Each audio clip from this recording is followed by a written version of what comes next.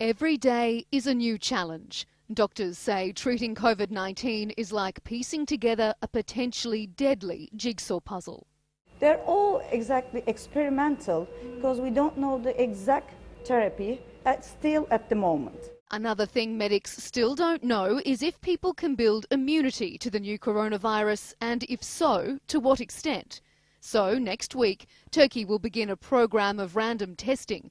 150,000 people will be selected from across the country and screened not just for traces of COVID-19 antigens, but also antibodies, which fight the virus. Yes, that is the time for this random testing. And we need to make more tests, but not just only antigen tests. This time we need to check the antibody testing, that what is going on, to learn what is going on around the whole population.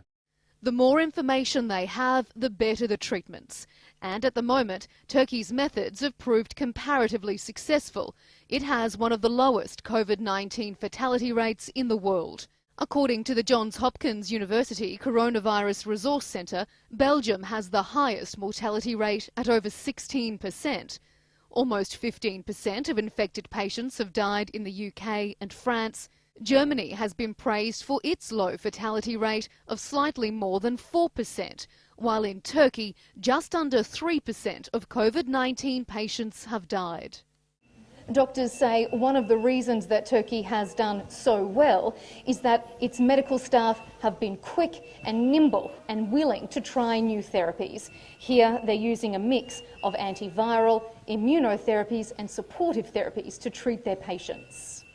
So we were looking at different angles and different therapy modalities and applying different therapy modalities and trying to see which one works. Doctors say another factor is Turkey's high number of intensive care beds. This is a huge difference from other countries. This is what makes this difference. The first reaction is very rapid. It's a fast reaction. So if you give a fast reaction for the patient, you do well for the survival. They're building a clearer picture, but as yet, the puzzle is far from complete.